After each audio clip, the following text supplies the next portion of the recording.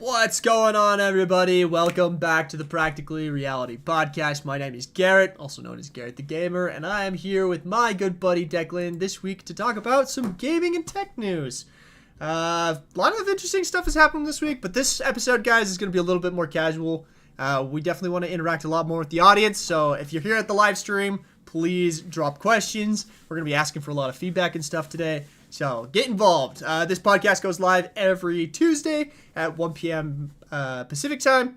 And if you don't catch us live, you can always catch us on Spotify, Apple Podcasts, or Amazon Music. So if you don't catch us live, catch the podcast there. Anyway, what's up, Declan? What's up? How's it going? Oh, dude, I'm good. It's been kind of a cool week. Been a cool week. Lots of fun stuff happening with Sail right now that I'm actually really excited about. We just tested something this morning. Sneak peek. Oh, I don't even know how I'd share a sneak peek, but we were testing something this morning as the devs that I think the community is gonna love. So I'm excited about that. Got some cool teaser, stuff. a little shout out, a little teaser. Come on. I don't know how to share it. That's the problem.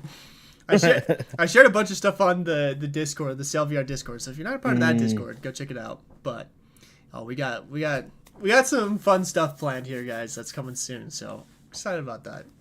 But dude, I'm excited to see it. It'll be fun. What have you been up to? Man, just doing a lot of different stuff. I took a fun class yesterday. It's been a while since I've taken a class. There's a really cool engine. I don't know if you've heard of it. It's called Wonderland engine before. It is a WebXR specific engine. And to cover the nerdy thing of what it does, basically they took an engine and created it specifically for rendering 3D on the web. Wow. So instead of it being written in JavaScript, it's written in C++ and compiles directly to WebAssembly. Wow. So it's way more powerful. And they have created some awesome web VR games. You should check out, if you haven't heard of it before or want to learn more about games that are available with it, go to heyvr.io inside of your VR headset. And there's a ton of web VR games that they've created that are, to me, it's like a lot of the actual apps that are out there, they've been able to recreate on the web. Free games. I think it's really cool. That's the kind of stuff that I really want to work on. So I'm thinking about making a VR game for the web soon using their engine. But I took a class in how to do multiplayer networking for the web VR. Yeah, dude, it was pretty dope. Yeah. That's funny that you mentioned that, though, because actually the networking solution we use for both hard drive and Sail, it's called Normcore. They've been pushing WebXR stuff really hard as well. So I'm assuming there must be some kind of trend there as well. Yeah. So Web 3D is just growing like crazy right now, man. I don't know if you knew how big the Flash game industry was back when we were younger, but it was a multi-billion-dollar industry. And with all these 3D game engines coming out to the web again, people are hoping there's going to be a Flash game uprising 2.0 again with what's possible now. So I'm stoked for that. That'd be so much fun. It would be interesting to see Flash games with the component of networking, because I remember Flash games were usually these single player games that and there were some great ones, dude. I played this one that was called Raze. Did you ever play Raze? Oh, it was just a wave shooter where the enemies would slowly get bigger and bigger and bigger, and you would just have different weapons, and it was a stick figure side scroller wave shooter. Okay, it was fantastic. I freaking loved that game. So, but I wonder now with the advent of multiplayer being so prominent, gonna be cool. Gonna be cool. I could definitely see that resurging. Especially we're in the age of free to play games. Yeah, you know? For sure. I can totally see WebXR and stuff bringing that stuff up. So that's I cool. want to play free games on the web right now. I actually am thinking about a couple of different ideas that I have to build out free content that's using advertising to monetize it on the web. One is an interesting concept, I think, but it would be deployable on a mobile phone for AR, a VR headset, and a desktop. And it'd be something that you could interact with on all three platforms. So I'm trying to research that right now, but it's just really cool that is becoming a possibility again. So I released a Flappy Bird clone in 3D and an Infinite Runner game in 3D using the Niantic Studio game engine, and I really want to make a Bullet Heaven, kind of like Vampire Survivors, Ah, but for the web.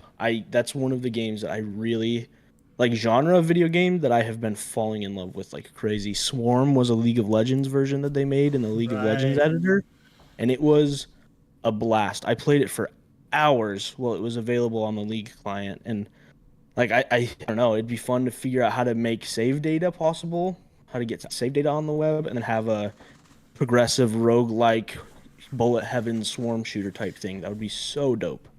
I mean, So surely if Google can know every single website we've ever clicked on, that's like, true. there's got to be some way we can store some local save file stuff, Yeah, right? Like, with come on. cookies. Yeah, a little bit of cookie stuff. That'd be interesting. That's like a whole interesting new development in the game industry is this new accessibility that's been happening with WebXR. Really cool. You Yeah, have to keep me updated on that. I yeah. actually had Wonderland reach out to me right before GDC this year, and they wanted to Hmm. meet up.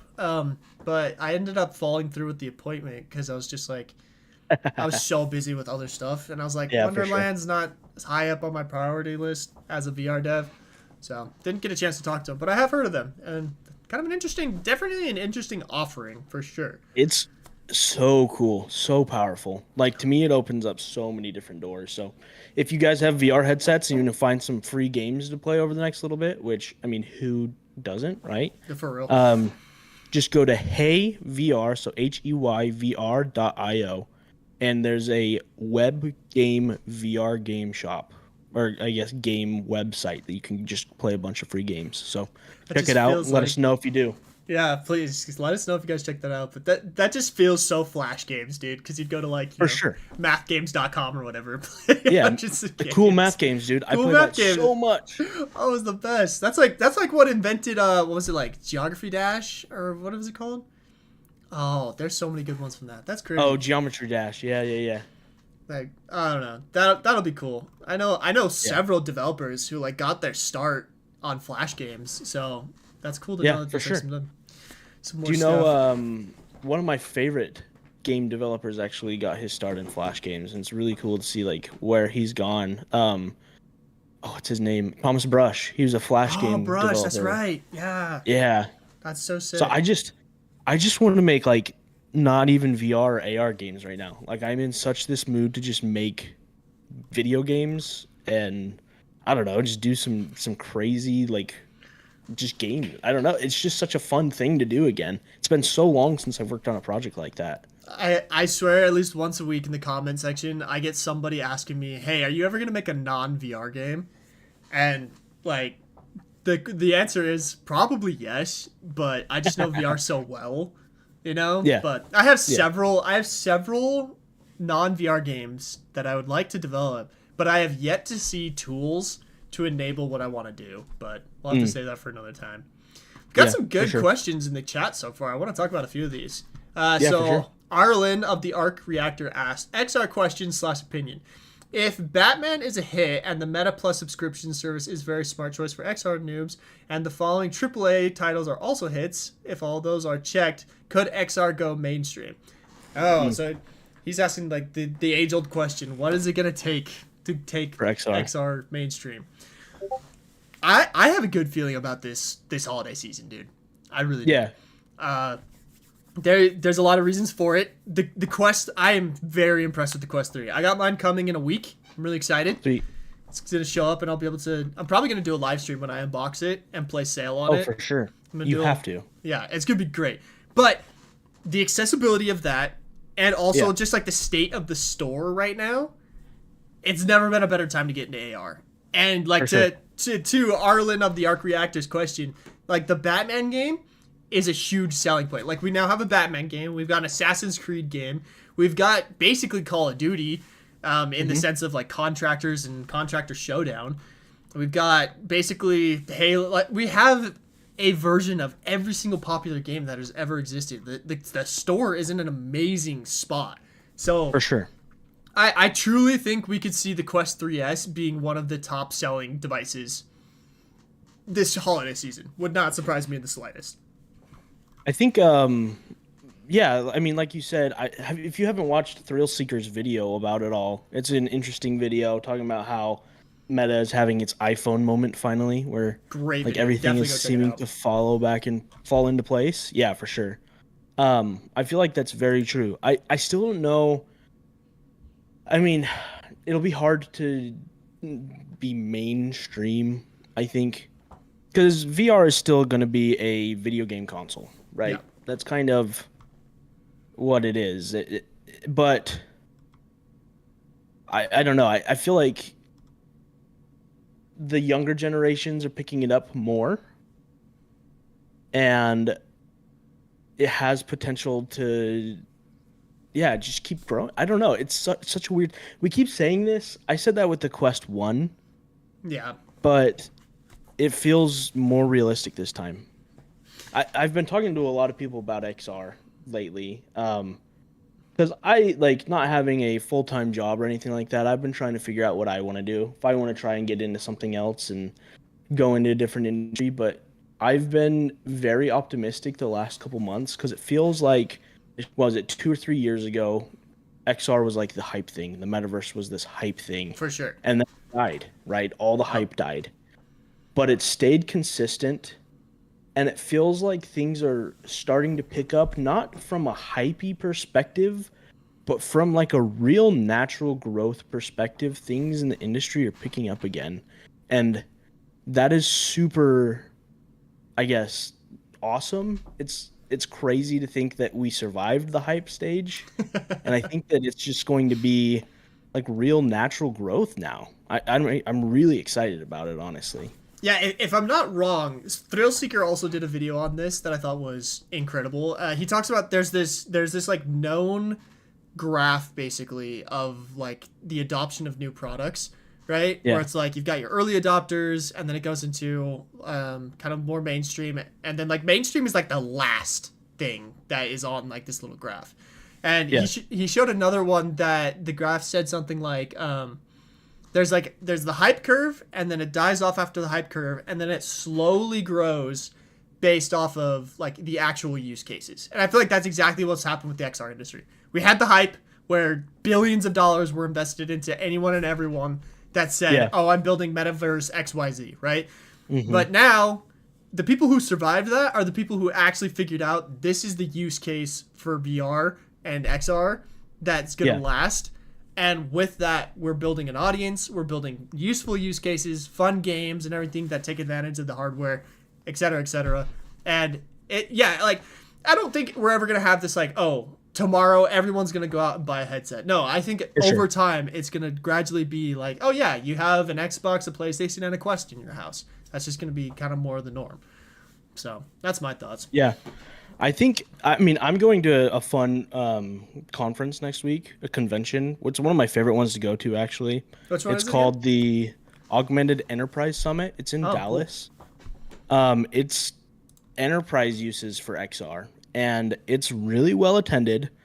And it's pretty crazy to see how many big companies are invested in XR still Yeah. for like training. And I just feel like there are so many proven use cases now that it is just going to continue to grow. Like video games have been proven, marketing has been proven, training has been proven, like therapy has been true. There's just so many things that have withstood the test of the crash of the market. Yep.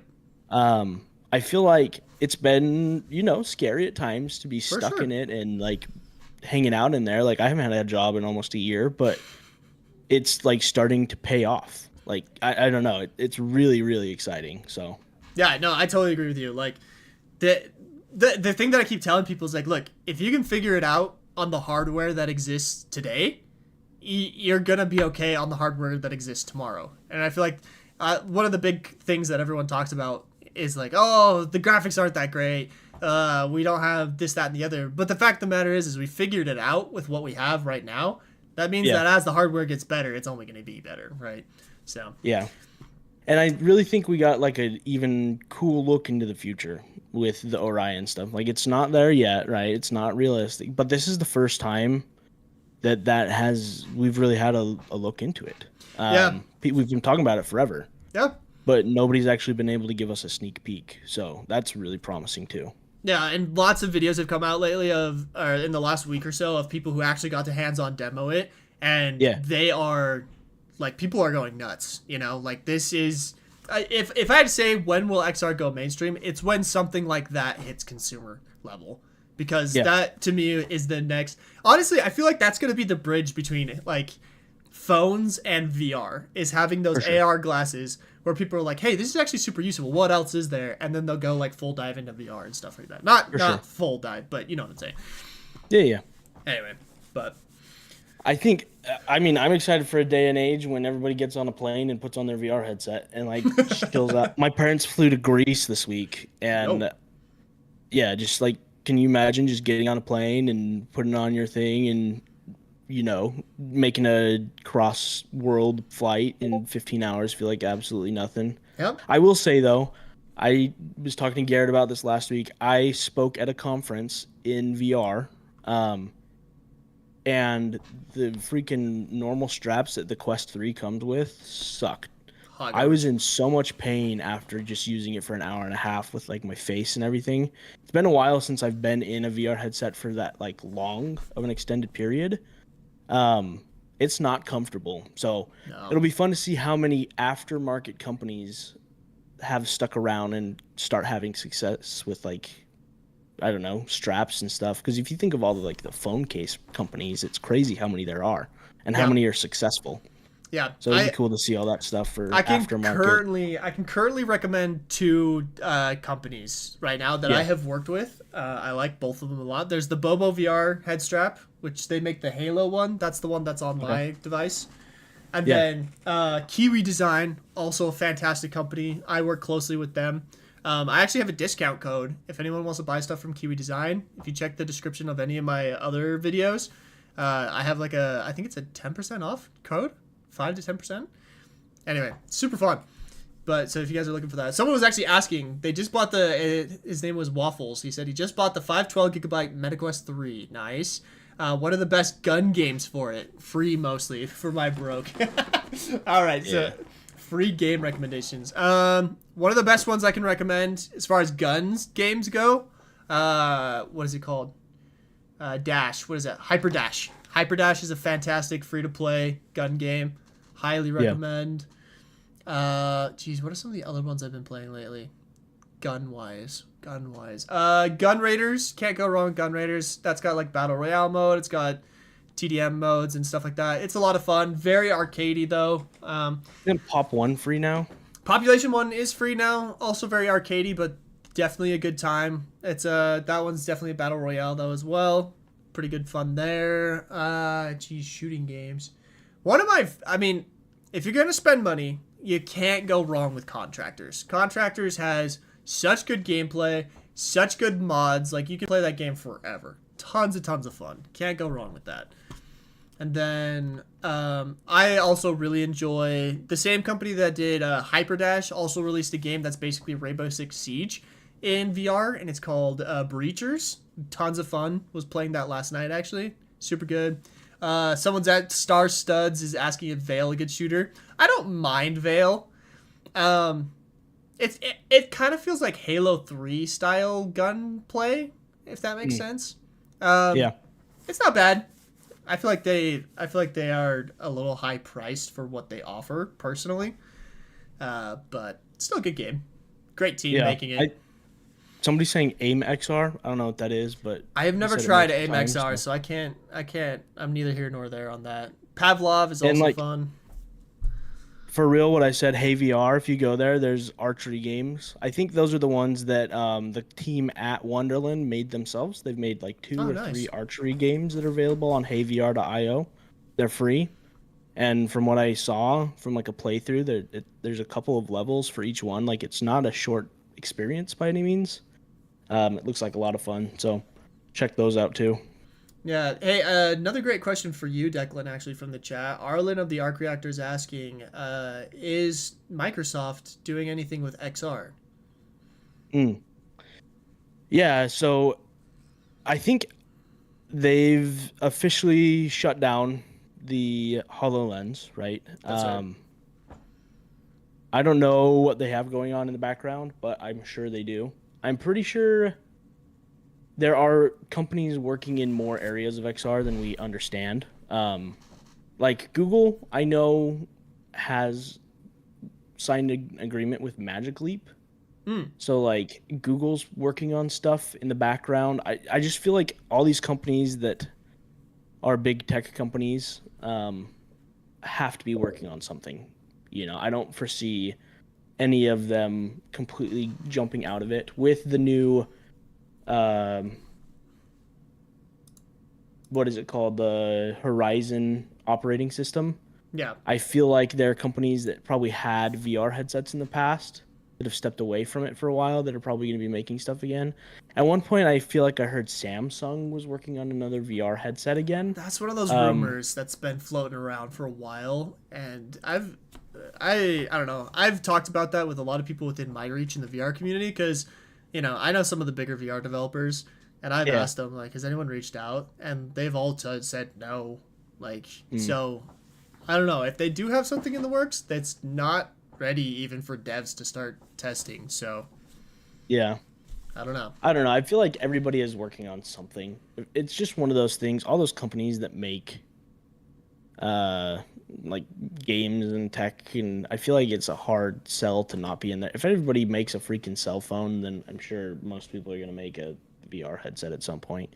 Yeah, like at one point there was like a Windows phone, and there was a all kinds of crazy stuff. But we just got a question from Jovi Bro. What is XR? So XR is anything that is not real reality. I made a video on this. If you go to my YouTube channel, which is underneath my name, basically it's augmented reality, augmented virtuality, and virtual reality. So anything that is not just real reality but uses digital content to supplement or replace the real reality around us, that is what we would consider XR. So it's the entire industry. It's just an umbrella term for everything. Yep.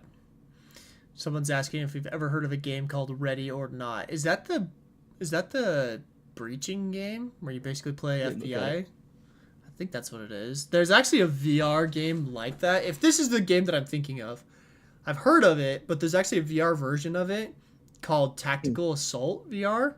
It is so fun. That is a fantastic. It's both multiplayer and single player. Tons of fun. Would highly recommend. Tactical shooter? Yeah, it's the one I'm thinking of. It's like I think you just play like as FBI breachers. Basically, you have to clear rooms. It's like a very much tactical. That's a cool game concept. Don't mind that. I feel like there's so many more realistic style video games that have come out over the last little bit, and like some of them have obviously been really successful and cool, like Tarkov. Yeah. I feel like that's just such a niche market, though, in the video game world. Obviously, there are people that play it, and there are people that really enjoy it, but that kind of stuff is so hard for me to like get into personally. I feel like it is like a very specific group of people that really love those types of games. Yeah, it's definitely not it's not a mainstream thing, but I've never personally played Tarkov, but there's the VR knockoff of it called Ghosts of Tabor. Yeah. Which I will say, I feel like those more hardcore like simulation games work so much better in virtual reality, just because there's so much more you can add to it. For sure. Like I said, like that Ready or Not game, which is very much like a realistic shooter, there's a VR version of it, and it is so fun. Because, like there is something to like actually sweeping a room, feeling like you have a rifle in your hand compared to like flat screen gaming of it. And like, physically being able to like duck out of the way of bullets and what, like, it's crazy. That's a great game. Yeah. But I play video games because I like it for the escapism, Sure. I don't want to play something that's like, I love the cartooniness. I play so many indie games, there was another question about Game of the Year. I'm super excited to chat a little bit about that. But I play because I want to do things in a video game that aren't realistic in real life, Yeah, I agree. That's why I read books. That's why I consume a lot of the media that I consume. That when I do have free time to play, I'm just not super into doing something that's like a hardcore simulation, except for the video game that I played all weekend. I opened up a trading card store in a trading card simulator and sold Pokemon cards all weekend Let's in my go. video game that I was playing. That It sounds was a ton fun. of fun. It's pretty weird. I probably opened like, I don't know, 1,200 packs of fake Pokemon cards, but it was so much fun. But like to your point though, and that is in a sense like a little bit of escapism, because like if you were to actually Yeah. buy 1,200 packs of Pokemon cards in real life, you'd be broke AF, right? Oh yeah. Like that, even that is just such a great thing that you can do in a video game you can't do in real life. So Yeah, I think that game is a ton of fun. I think it's called Trading Card Shop Simulator, or something like that. But you basically just buy a store, and then they have a bunch of fake Pokemon cards, and you can open them up and resell the better cards. So I bought the whole game for $15. Played it, definitely got my money's worth already, I feel like, nice. and it hits that same itch of like opening Pokemon cards in the real world, because you get these Pokemon cards that you then value at like, I think the most I sold a card for in the video game was like $2,000. So it was super exciting when I opened up that pack and I found a fake Pokemon card that was worth $2,000 and resold it in the game. So it's definitely got that same hit, you know? Yeah, no, I get that, and like obviously much cheaper than actually going out and buying Yes. the same things. Oh, that's funny, dude. Chat is wondering what kind of games in VR would you recommend that would make you feel like a SWAT team? Number one, the number one that I can recommend to you guys is Breachers VR. That is, again, like the closest comparison I can make to it is Rainbow Six Siege, but it's even simpler than that. Super fun game, highly competitive, lot of skill based to it, a lot of fun. You feel like a SWAT team if you play with the right people. The other one that I mentioned, Tactical Assault VR, definitely a lot of fun, that game. Those are the two that I could recommend right here and now that I can think of that are super fun to do exactly that itch. So there you go, Monster Batman. There's some VR SWAT game recommendations for you. Do you want to talk about Game of the Year stuff right now, since we kind of touched on it a little bit? Let's talk through it. So Game of the Year goes live December 15th, I believe. Okay. But we don't know any of the nominations yet, do we? No. Okay. There's just some front runners and stuff. I was looking at a bunch of articles today, what other people have said about good games. I'm kind of curious because I've noticed. I actually was looking into this a lot this last year because I was looking at how is it decided, and the actual decision process is kind of messed up because I'm sure, yeah, the community vote only makes for 5% of what's actually becomes Game of the Year, which feels that's so lame. Feels very backwards to me because the way that a game has to be nominated for Game of the Year is through these published news companies who obviously are very opinionated, paid off in a lot of ways. In some ways, you know, they. Now I'm not saying like I'm not going after those guys in any way. I'm just saying that, you know, like as a news company, you are paid to say certain things sometimes, right? 100%. And so I very much feel that sometimes like skews a proper review of a game, you know? Yeah. So, but anyway, like the thing that was the most baffling as I looked into it is that 5% of the actual decision is up to the community, which is basically negligible because the rest of it is decided by this committee and like basically these paid people. So yeah, I was kind of sad like looking into that because I feel like there should be like a community vote one. I'd be curious. Sure. I'd be curious to see like this is the community vote. This is the actual vote. Which Game of the Year award were you looking at? I thought it was is there only one?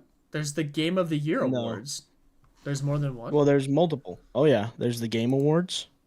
Oh, maybe I was looking at a different one. The Game Awards do one. There's multiple companies that do. There's the Golden Joystick, the South by Southwest Gaming. I like the Game Awards. I was looking at the Game Awards. Yeah, okay. Yeah. Yeah. Obviously Steam has their Game of the Year, which to me is like usually a really good representation too, because I feel like I that's agree. more community driven. For sure. Yeah, the BAFTA video games. That one is a more prestigious one. It's a little bit older, I think, than the Game Awards. Game Awards started in like 2014, whereas the BAFTA, I don't remember when it started actually. Oh, the BAFTAs have been going on since since 1949. Obviously, they added in video games later, but it's a more prestigious like award thing. So I'm sure there's even more sway by media and pockets for that one Yeah. than there is for the Game Awards. Yeah, someone brought up the XR awards, Okay. and I should probably keep my mouth shut about them because I have strong opinions. But yeah, I'll just say that the XR awards is not as community driven as you would think. Yeah. But I don't know. Did you look at the past Game Awards winners? Yes, and I don't know if I agree. So I'm looking at the Really? Game Awards. So last year, Yeah, Baldur's I'm looking Gate at those 3 too. won, right? Obviously. I feel like there was not competition for Baldur's Gate 3. Last year, I feel like it had to have been. Yeah, last year I made a post about this actually. I literally said like I didn't think the Game Awards last year were even worthwhile because it was like, first off, Baldur's Gate 3. Like it's a sequel to a sequel, you know? While it's a very different game, I understand that. It was just kind of sad that it's like, wow, nothing original ended up on here. You know, Yeah.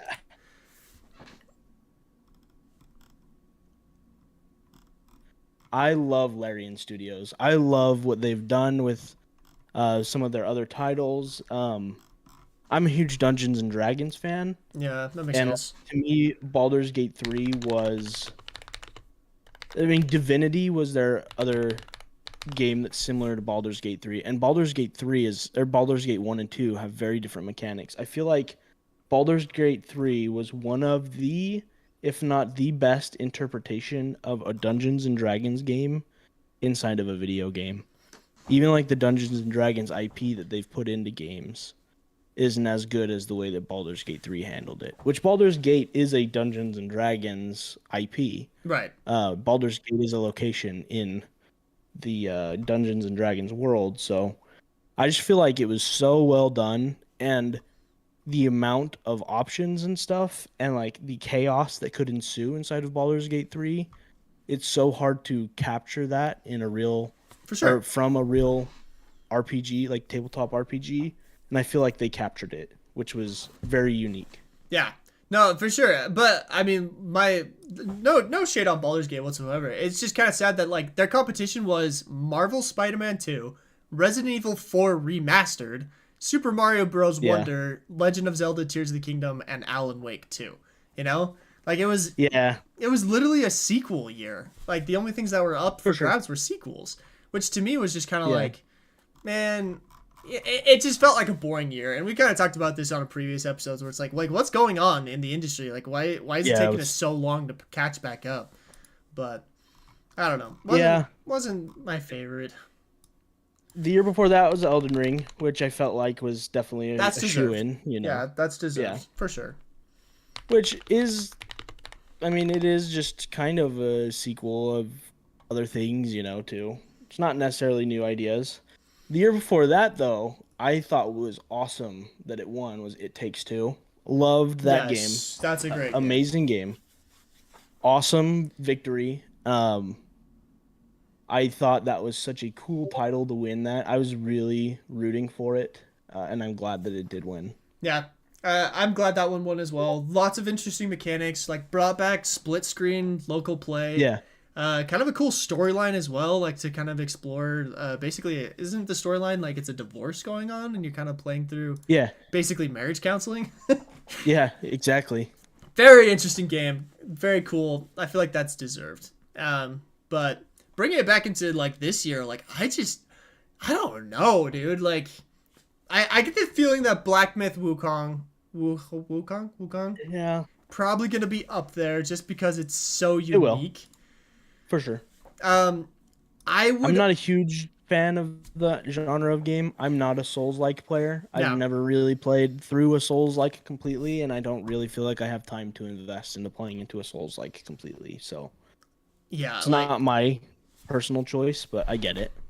I'm with you. Cool. Like I'm the kind of person who, if I get into a boss battle and I can do 1 damage, it's like they can bleed. I can beat them. Yeah. Like, and then it turns into 4 hours of like trying to figure out the move set, and it's bad, right? But that game has been very well received. It's pretty. It's a gorgeous game. So I don't know. Like I feel like Black Myth Wukong is definitely gonna be up there. Helldivers, I believe, deserves at least a spot at the table for what that did. Yeah. I feel like Helldivers is a really cool dive into community-driven gameplay that has yet to be mastered in such a way. I feel like. Yeah, for sure. Like the whole galactic war and the whole interaction of like what do they call them? Not executive orders. There's the orders things that you can do. Yeah. Just really, I feel like gameplay wise, that did something that I don't feel like anyone else has done at the scale that they did. And in spite of all the controversy and everything like that, I feel like that deserves to be recognized. Just the ability they had to weaponize the community against, wave shooter. Not even wave shooter, just NPC horde shooters, right? Yeah. So I think it deserves a spot. I mean, at the table. to me, it's hard to have like a really good cooperative multiplayer game, and I feel like that was exactly what that is. Absolutely. Cooperative multiplayer is not the easiest thing in the world to build, and it was a lot of fun. Yeah. The couple months that I was playing it was getting up and playing that. So. Yeah, it was fantastic. I totally can't agree. We had a lot of really fun live streams where we played that, and it's just fantastic game. I think Arrowhead Studios definitely deserves to be recognized for doing something unique. Someone's asking Lethal Company. Was that this year? Did Lethal Company come out this year? I don't know. Are they just mentioning that as like another thing, kind of like cooperative? I guess that's kind of in the same area. I would be. I don't think Lethal Company was this year. I don't think it was. I thought it was last year. Yeah, October of last year. Yeah, so that's not in the running at all. And it would never win anyway because it's indie. So. Well, you say that. There are some indie games that have been nominated in the last couple of years that I really thought had a good shot. I don't know if you remembered Celeste. It lost to God of War, so that's a hard one to beat. Is God of War, but like I feel like there are some opportunities for indies to do decent again and be nominated. I feel like It Takes Two. Yes, it was EA, but. I think it was EA the same Publishing, time, right? Wasn't it? Was it publishing? I think it was an indie studio that got EA to publish them. Yeah. So I don't know. I feel like that opened the door for, and there have been indie titles in the past. Didn't let me go back and see. Oh no, I thought it won. What's it called? Space Marine. That's another one. Yeah, Space Marine is cool. I could see Space Marine doing well. I don't think it'll win over Black Myth though. Donald Cowie just gave us a pretty good list. There's Space Marine 2, Stellar Blade, Black Myth, Astro Boy, Metaphor. Astrobot will definitely be up there. It'll be recognized for sure. Astro Boys, that's a good one. I did watch a side-by-side comparison of Astrobot mechanics and mechanics from different Super Mario or Mario Brothers games, and it was uncanny. Oh, dude, some of the mechanics looked like they were exactly ripped off from Mario games in the past. Gotta be careful, it PlayStation. Was so funny. Nintendo will come for you. I'd watch the courtrooms on that lawsuit. That'd be an interesting one. Yeah, the average Garett is saying if Celeste had released any other year, it probably would have won. I think that's fair to say. I loved Celeste. Celeste really was one of the best video games I played in a long time. It made me fall in love with playing video games again. Yeah, it's definitely one of those.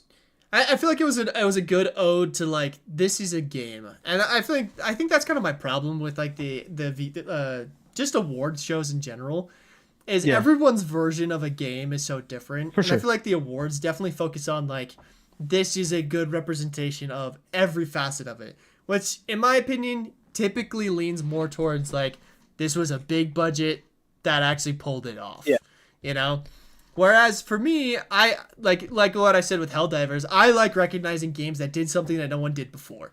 I like recognizing the things that are like, this was so unique and the community loved it because it was so unique. I feel like that's a better... That should somehow be recognized, is my opinion. Yeah. But again, Well, that's you know how opinion. you said for like a Souls-like, if you fight a big boss and you can do a damage to them, it can bleed or whatever, and you're like motivated to do it. Yeah. For me, it's like I'm playing in a platformer and I get to the point where I'm like 1 pixel off of actually landing on the platform that I thought was going to be impossible to get to, and it's like, oh, I can actually make that. And then you have to get like the pixel perfect jump. Like that's my version of that, where I'll sit down and play the same map on a super skilled like platformer game and try and get there, you know. That's why Celeste was so much fun. Like that works, right? Like that definitely works. But I feel like that needs to be recognized. I don't know. So For sure. It'll be interesting to see this year, like what actually I'm very curious to see, like honestly, what gets nominated. Just because I feel like this is the first time in a long time we've had a very large breadth of what could possibly be nominated. You know. I have some indie titles for you. All right, let's hear them. Animal Well. Animal Well, I'm not familiar with that one. Do you know who Video Game Donkey is? He's a YouTuber. Sounds familiar. He started a publishing studio this year, or last year maybe, called Big Mode. Okay. And Animal Well is the first game that his studio has published. Very cool. And the company that made it made their own engine for it. It is beautiful. I've been watching videos on it all day today. Oh man, the sound design is amazing. The physics inside of it is amazing. It is a Metroidvania, but in such a unique way. Okay. Where combat isn't the main focus. It's a platforming, puzzle-solving Metroidvania. Interesting. It is really unique and really cool. I have loved it. It is so cool to watch. So I would... It's like $20. That's the other big thing about indies, man. Yeah.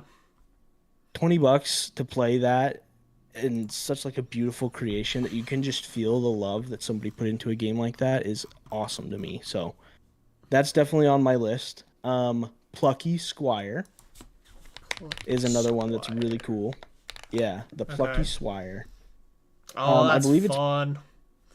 Dude, no, it's beautiful. The art style is beautiful, but it's like 15 different genres of video games in one. And I'm not even kidding. Like the first little bit, you're playing a 2D platformer, and then you jump outside of the book, and now you're in a 3D platformer, and then it turns into like a fighting game, and then they have like an ode to Punch Out, and like the genres just shift throughout the entire game. It's not just one thing. Throughout the entire game, everything is shifting constantly, and like it's a storybook. You're a character inside of a storybook that falls out of his story, and you're trying to get back into it so the ending's not ruined. And that's like the entire concept. It is so amazing, awesome, and I believe it's published by let me see who it is. That one studio that we were talking about last week. It says producers Devolver Digital. Yeah, it is Devolver. It's that thing, man. Published by Devolver Digital. I have to check it out. Based in Austin, Texas. That's funny. It's an awesome one. Okay. Another looks nice. one, Balatro, one that I feel like kind of revolutionized a new genre of roguelike, which is kind of interesting. Okay. It's a blackjack roguelike. So cool.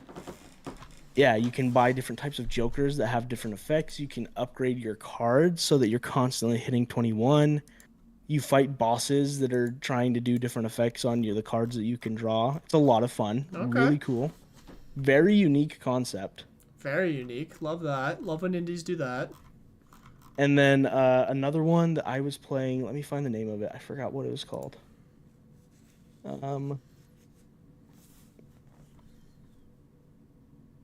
People are saying Final Fantasy VII Rebirth is another game of the year. Dude, Oh, that's right. That came out a in remake February. wins, that's gonna be so stupid. I will be pretty. I don't think it's Is it a remake? I can't remember.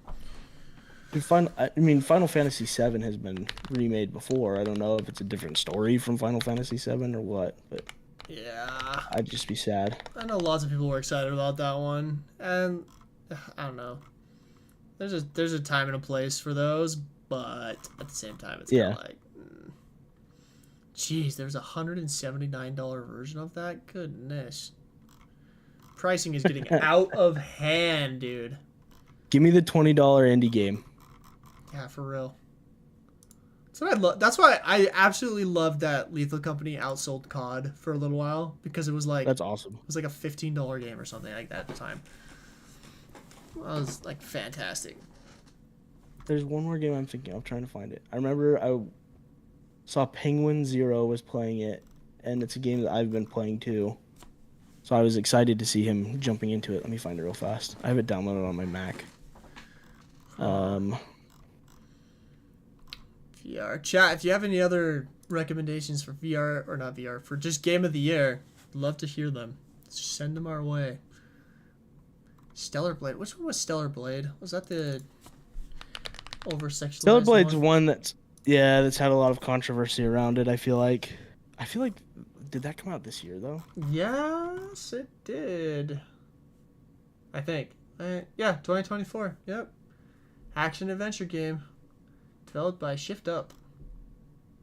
Oh yeah, Hades 2 was another one that I was gonna say. I don't know if you've ever played Hades. Great franchise, a lot of fun. That's the like rogue. That's like the beginning of roguelikes, wasn't it? Of the Hades series? No, well, I mean, Hades was a popular one recently. Rogue was the beginning of roguelikes. Right. No, I remember Hades was like the first game that I heard of that was roguelike, that I was like, this is interesting. Yeah. Like the concept, So, obviously, before.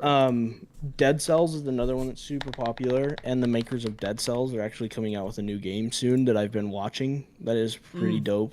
I'm really excited to see that one. Pretty cool. Nine Souls is the one I'm thinking of.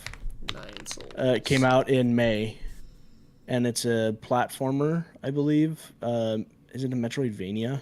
Yeah, Metroidvania. Soul-like. Beautiful game. Very, very good gameplay. A lot of fun.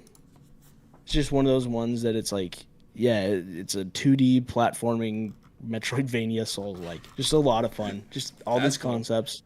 Yeah. So I would highly recommend that one as well. Interesting. Let me find the one that the Dead Cells people are making, because I added that to my wish list today. Windblown. That one's coming out. That one looks like a lot of fun. Windblown. Yeah. That reminds me of the game that I was amazed wasn't even nominated last year at the Game Awards, and it was Hogwarts Legacy. Oh yeah. I've been rereading Harry Potter. I feel like every year around spooky season, I'm like, all right, Harry Potter time.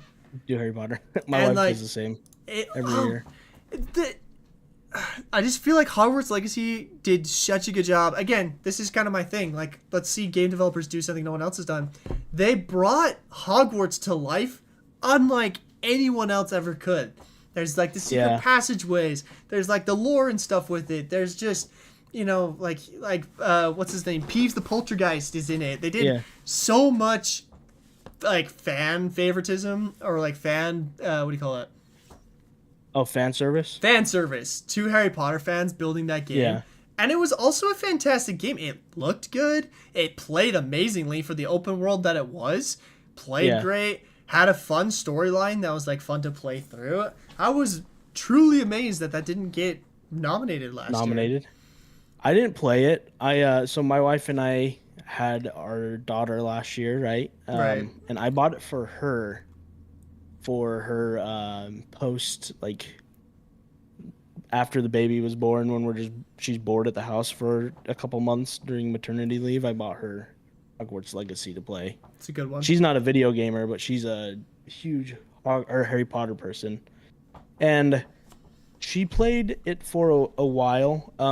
Not being a video game person, it was kind of hard for her to pick up.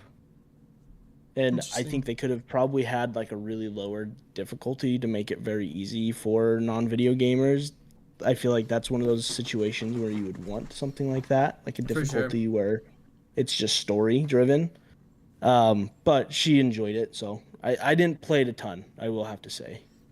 I played through quite a bit of it. The problem was, what was the game that got me hooked on some other platform? There was a game that I switched over to at the time. Okay. That like kind of drove me off of it. It might have been Helldivers, but No, Helldivers was later. no, Helldivers was there. You're right. I can't remember, but no, that was another good one that I was like, man, I was ashamed that that didn't get nominated at least, you know. Yeah. Over like Mario Wonder, like the heck, I don't know. It's a Mario game, man. It's a Mario Mario games are game. loved. It is what it is. But Yeah. yeah. Anyway, There's Well- still some fun games that are coming out this year, I think. I don't know if any of them are Game of the Year nomination worthy, though. I saw a couple. what else is? I was just gonna ask that. Like, what else is left this year? I don't feel like there's anything that's on my radar other than like the Batman VR game. That is one that I'm looking forward to, and I know a lot of people are kind of disappointed that it's a VR exclusive, but I think it's gonna work really well in VR. I'm excited to play through it. Yeah. People are saying Black Ops 6. Right, Black Ops 6. Call of Duty will never be nominated for a Game of the Year though, ever. Silent Hill 2, which I think I saw somebody playing that today, and it's so dumb. It's such an old school game that they remastered and didn't do anything with. The graphics are awesome, but the whole gameplay is just you hitting somebody in the head with a piece of wood. Like, legitimately, that is pretty much the entire gameplay. Metal Gear Solid Delta, which I know there are a lot of really big Metal Gear fans out there. Yeah. I've never really gotten into Metal Gear. Life is Strange Double Exposure. Life is Strange has done well in the Game Awards before. But I've never played it, so. Can't speak to And it then- either. Assassin's Creed Shadows. That got delayed. That's going to be in 2025 Okay. now. Which is a problem because then they're going to compete with Ghosts of Yote, which is the Yeah. sequel to Ghost of Tsushima. Yoshima? Yeah. Yoshima? I feel like they're Assassin's Creed fans, though, you know? Yeah, but I don't know. Ubisoft, man, that's a whole thing we could take a time to talk about. That Yeah. their stock prices are the lowest they've been in 5 years, which is crazy. Been a train wreck. Yeah. And What did they release recently? I saw Star Wars something that was Outlaws. just garbage. Yeah, that's right. Star Wars Outlaws has been received. It's kind of funny. I get mixed reviews on it. Like I didn't even bother buying it because I was like, this looks terrible, you know. But I've had lots of people, especially in the comment section, say like that they actually enjoyed it, you know. Assassin's Creed, their last one didn't do amazingly well. I think that was Odyssey. And then they released their own shooter, which I actually really enjoy their shooter. It's called X Defiant. Okay, I've heard of it. It's a free-to-play, basically Call of Duty substitute, and like I'm kind of all for it. It's actually a really fun shooter. I enjoy it quite a bit. It kind of takes back to like those simpler Call of Duty days when it was just like it was just a gun. Like you just unlocked the gun and grinded through camos. It was, I don't know. So it's not I bad. know their storefront has been tanking. That's been a nightmare for them. They have pushed really hard like their own internal stuff like Ubisoft Plus, and like Yeah. you have to have an Ubisoft account to play like Rainbow Six. And I know a lot of people are just not for that. As evidenced by like the Helldivers controversy with PlayStation when they required PlayStation sign-in, right? Yeah. For Steam players. I don't know why those companies are so adamant on those things. I can only imagine it's the data that they're allowed to collect because of you signing away your soul when you sign up. Well, there's a lawsuit going on right now saying that they shared a bunch of user data with Meta, so that's yeah. good. As bad as those things are, like we need lawsuits like that to happen in order to like make sure it doesn't keep happening. The big thing right now is actually Tencent is looking at buying out completely. Interesting. Does that Tencent, mean, like Hong Kong based Tencent? Yep. Oh, The TikTok Tencent and the Pico Tencent. Wow. Yeah. That would be interesting. I'm not sure if that would be the right move. It wouldn't be a bad move. I'm kind of curious where how the direction of the company would change with that ownership. Because Tencent is also they were the main developers of Call of Duty Mobile, which is wildly successful. And I could see them trying to push to get everything working on a mobile platform, which for some games I feel like it would make sense. Rainbow Six Siege, they announced that they're working on a mobile version of that. I feel like that makes sense personally. I don't see anything wrong with that. I don't have a problem with those types of games being reworked for mobile. It's not gonna be the exact same game, but I feel like with Riot Games, their League of Legends mobile game that came out, it works. They actually did some really cool stuff. They built it in Unity. They did some awesome stuff, and it's actually translated into making things better in League of Legends. Yeah. Because of the mobile version of the game. So I feel like the same thing has happened in Call of Duty Mobile, which again developed by Tencent. They kind of built a really fun free-to-play version of Call of Duty that's not as difficult. It's way more fun, and they have all the maps from all the Call of Duty games ever. That was one of the reasons I got into it, is because they had all the Black Ops 2 maps. They had all the Black Ops 1 maps. They had stuff from World at War and everything like that, So that would be an interesting acquisition. I remember you played tons of Call of Duty Mobile when we were in college. Oh, dude, I played ranked Call of Duty Mobile. Yeah. And I got stupid good at it. I was up there for a while, because I don't know what it was, but I could just crank that game, dude. I could run so good in that, but I don't know, man. It was weird. But speaking of other weird game studio stuff, Halo Studios. Yeah. Did you hear about this? I did. I think it is really cool. So essentially, was it 303? Is that the name of the 343 production? Industries. 343. 303 is a band. Yeah. 343 is a band. 343 Industries took over for Bungie, who was the original creators of Halo. They built a game together, which we now know as Halo Reach, and then everything post Halo Reach was developed by 343 Industries. And in my personal opinion, has been a complete dumpster fire pretty much since then. For sure. But they just announced that they are rebranding to Halo Studios, which I think is whatever. It's just rebranding, which I feel like they're okay, 343 has enough flack on us, let's just rebrand. But the cooler thing to me is that they have announced that they have switched Halo over to the Unreal Engine, and they will develop all future Halo games on Unreal Engine. Before, they had built a whole engine called Slipspace, which is what Infinite ran on. Which Infinite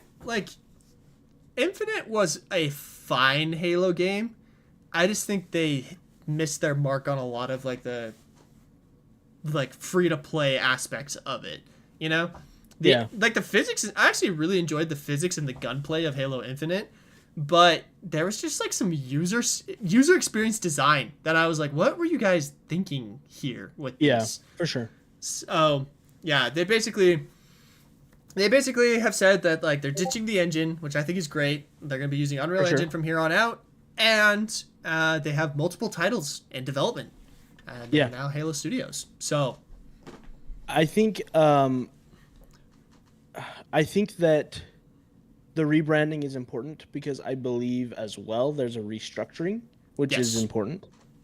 I think they're not spending, so they got 500, or what was it? Was it $500 million invested into Slipspace? Is that what it was? It was some crazy ludicrous amount. Yeah. And it sucked. Good. So they abandoned it after one game, which is good.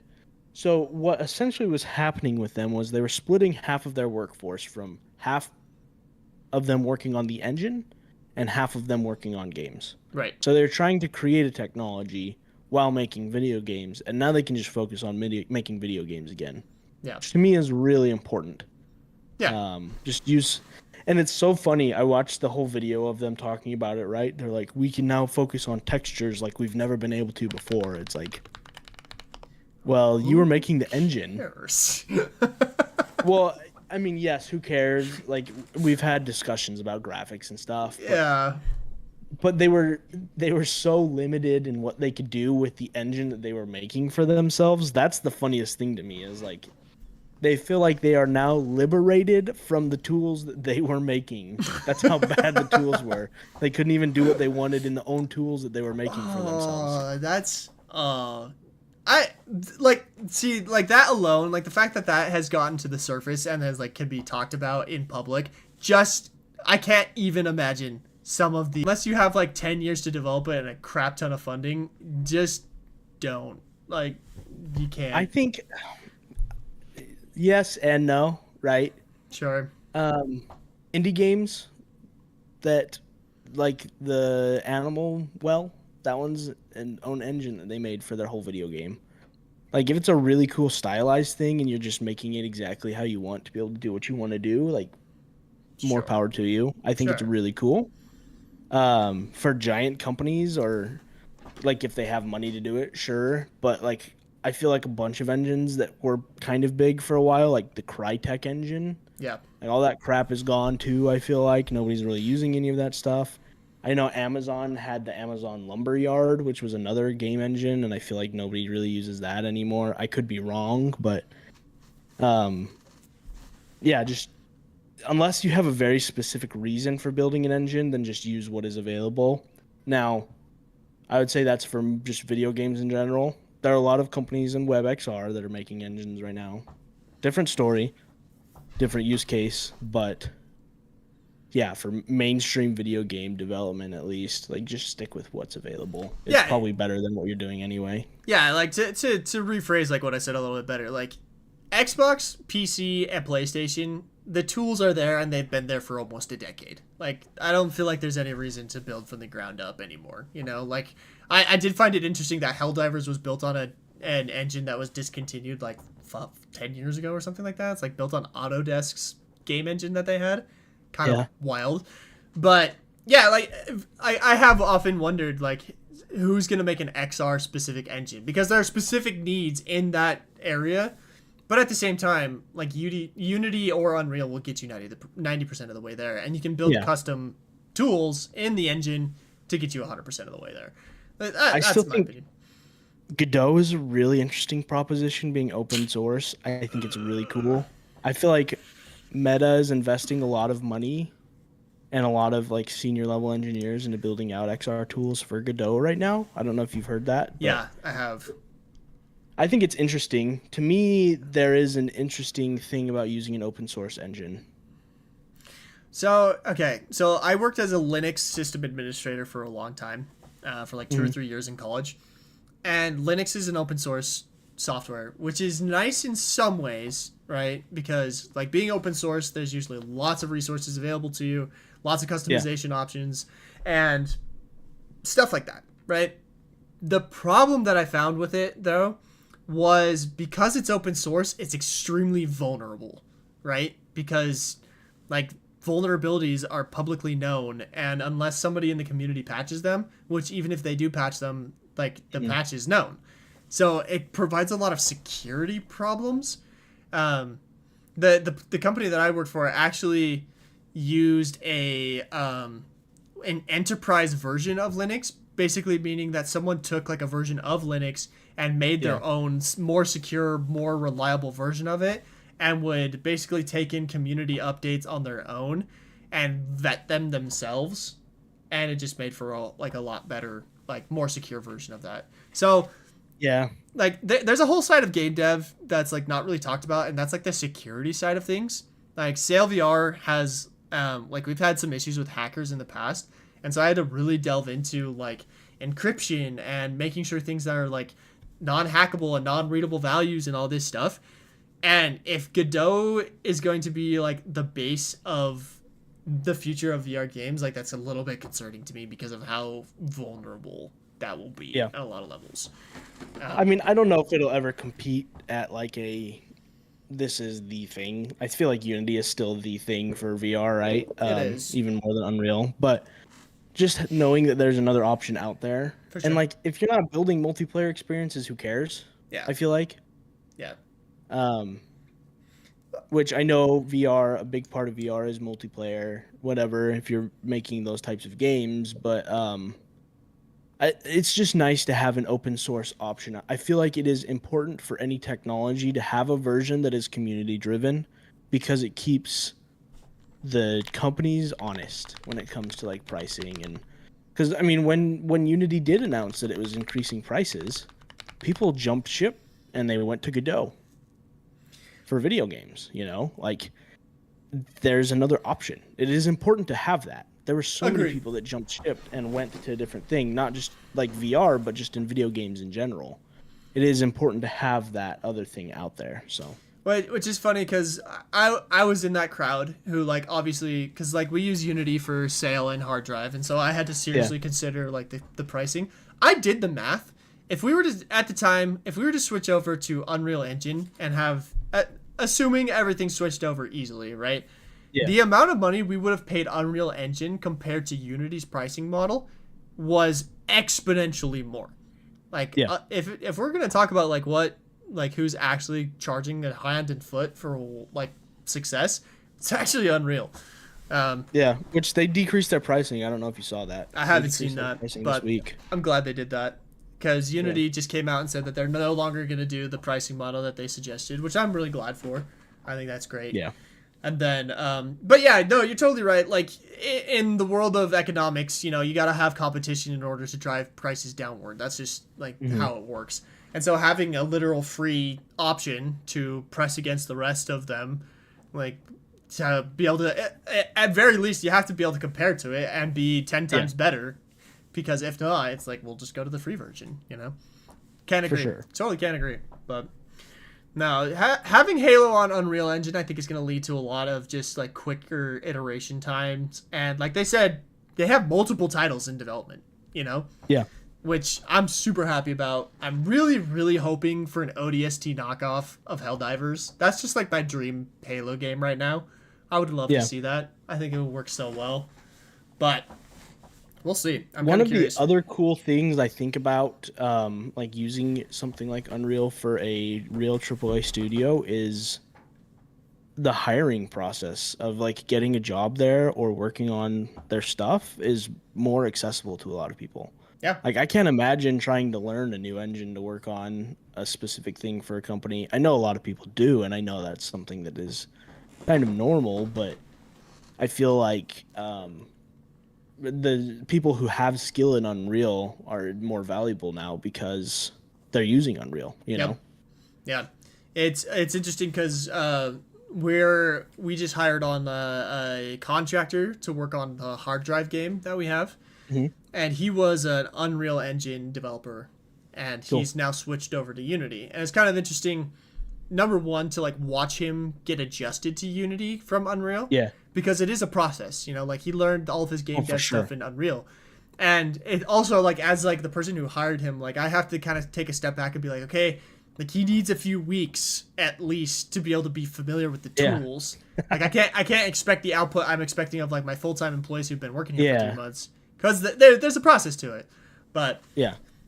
Well, as somebody that jumps between engines very regularly for WebXR stuff, it is always a mind trip to jump back and forth. Like I'll spend 3 weeks working in one platform and then jump into another platform again and totally forget stuff, and it takes me like 2 or 3 days to readjust. Yeah. So. Yeah. Someone in the chat is asking if Sail will ever go from Unity to Unreal Engine.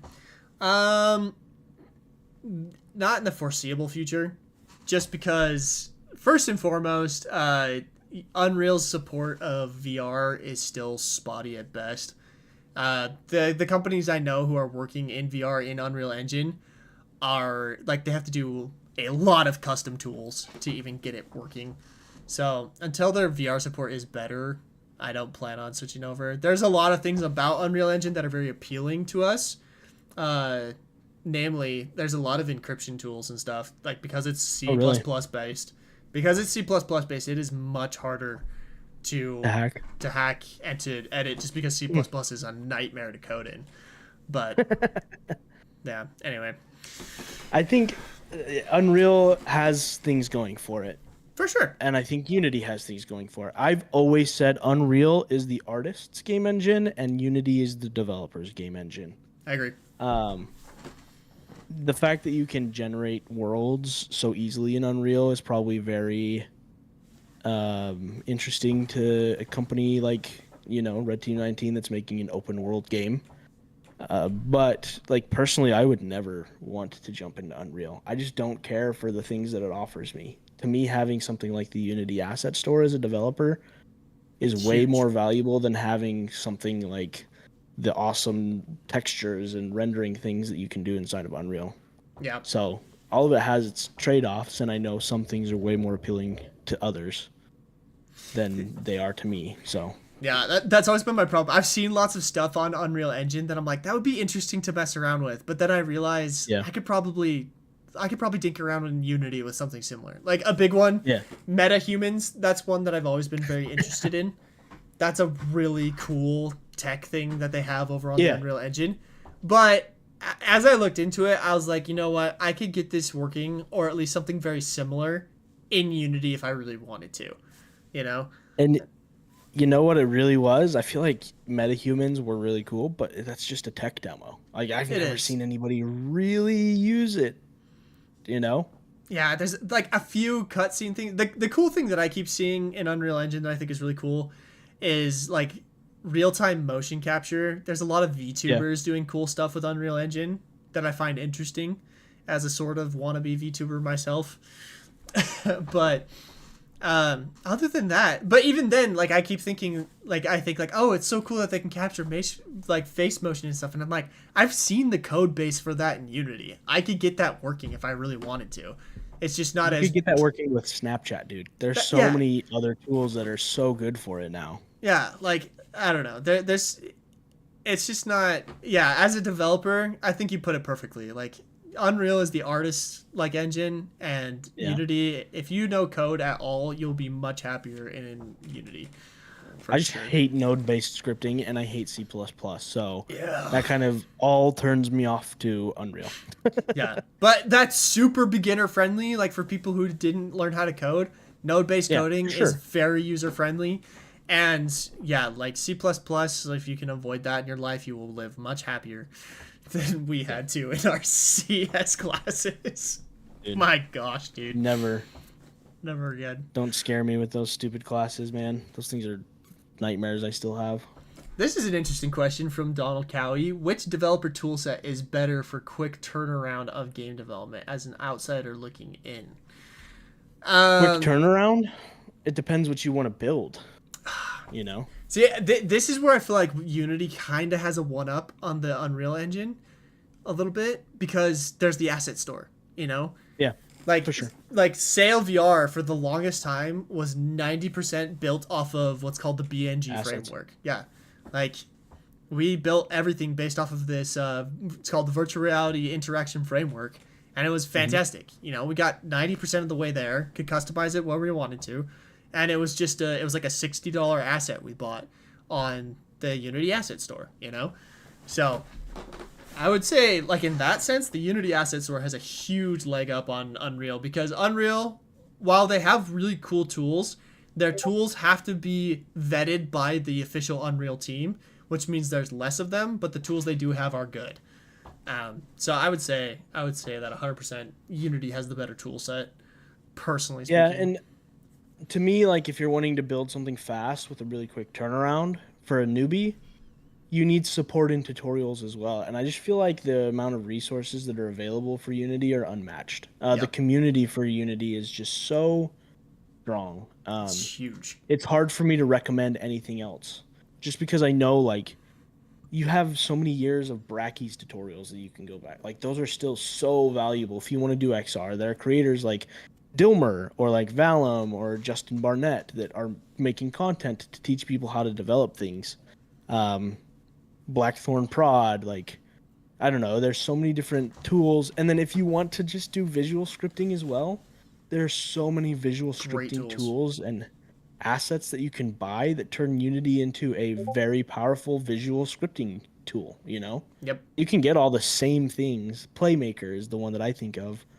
That are basically like Unreal Engine, but inside of Unity. So, Well, I don't and know. like even on the artistic side of things, like there are literal like hundreds of thousands of assets on the Unity asset store that can get you almost everything you need for like your game. You know, like you want to do a Yeah. zombie game, there's zombie packs out there. You want to do a fantasy game, you could get like entire worlds practically built by other people, and you just pay them like $20, and that's it. Like if you had to pay a contractor the same, like to do the same amount of work as what's in one of those Unity asset store packs, you'd be paying them thousands of dollars, you know? So, yeah. There was a game that was super popular recently. Let me find it really fast. It was a horror game, and it was based off of Thomas the Train. Choo Choo Charles. It's called Choo Choo Charles. Yep. By And One all of Star those Studios. assets were just 3D models that he got, and then just took the textures and retextured them. Like, they were pre-existing assets, and then he just went and drew over on top of them and then re-put them on the 3D model. And those are all of the assets that he used for the entire game, and he made multiple millions of dollars doing it. Yeah. You know? He's working on a new game, actually. He just announced That it. looks dope. It looks It's the Prison really- Escape yeah. multiplayer game. That looks Oh my gosh. really fun. I'm excited for Yeah. that. It's not getting as much hype because I don't know why.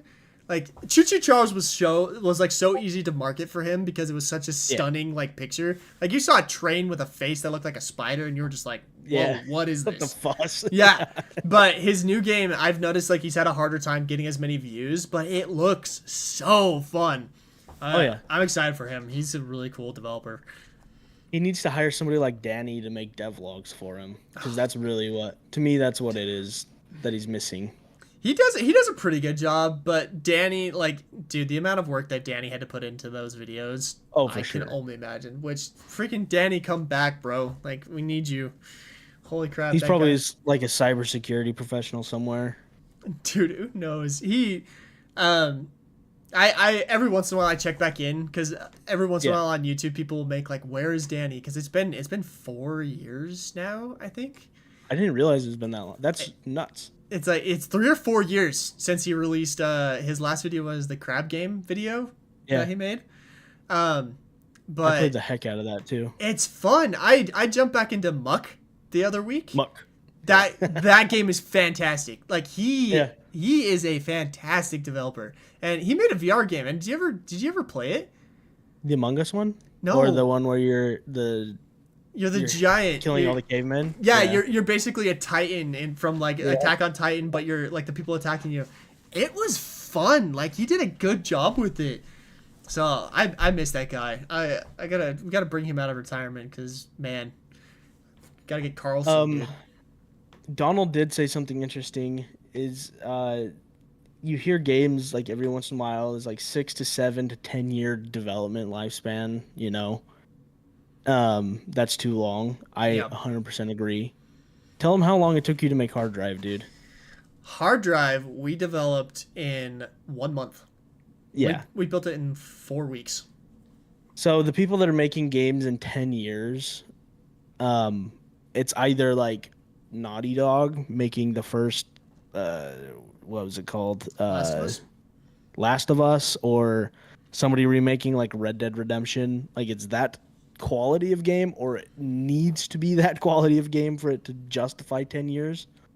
Or they just have terrible organizational skills, and it's in an organization where people just keep on getting fired and they have to remake a bunch of stuff, which happens too. So those huge AAA titles take a while to make. That's those are very long.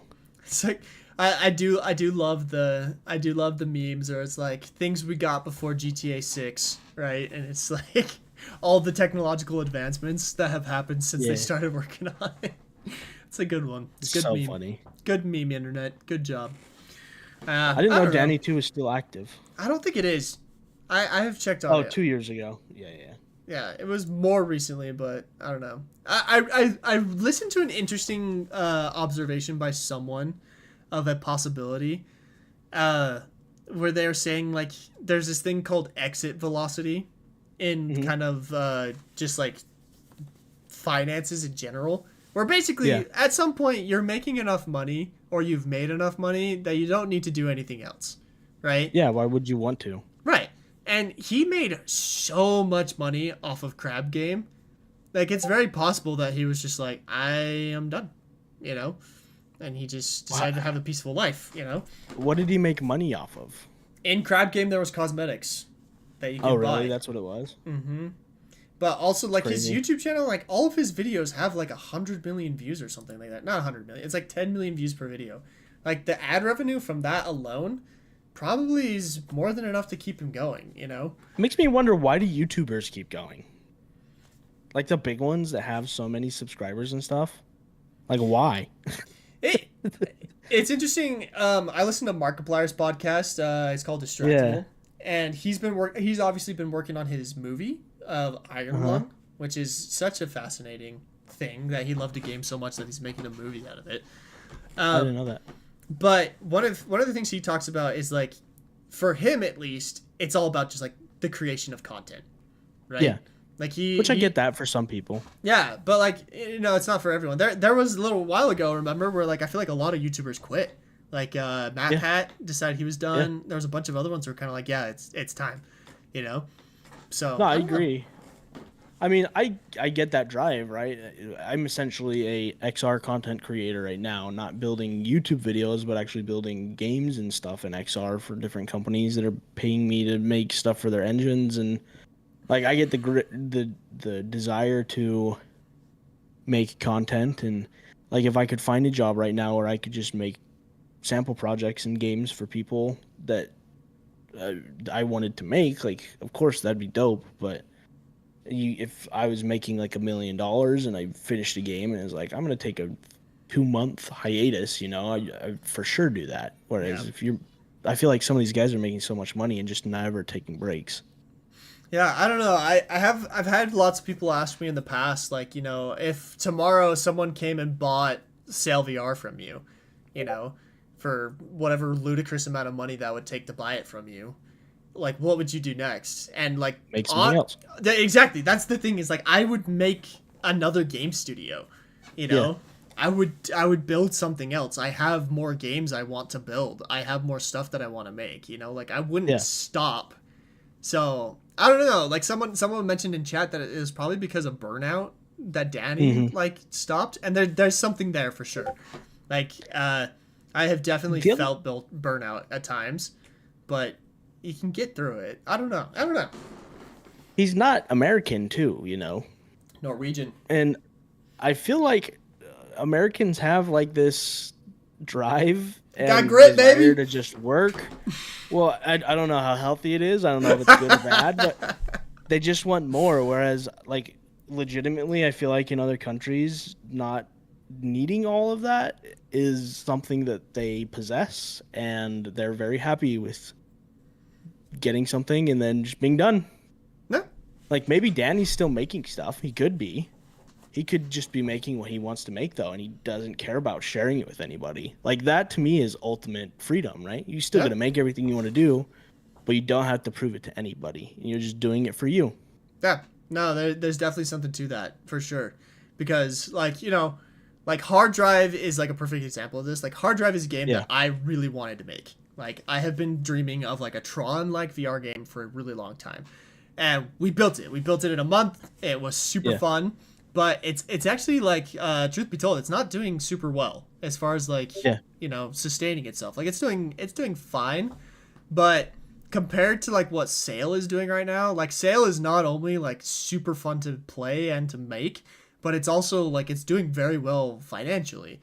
And so it's been hard to dedicate any dev time over to our Hard Drive game because, like, while it's kind of like one of the games that I've wanted to see for a long time, it's just kind of becoming like more of a financial burden to keep running.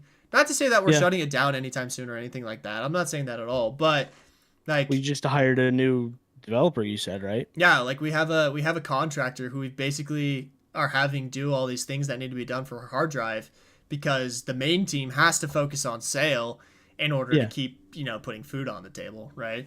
Like, that's just kind of just the way it goes. So it is hard, man.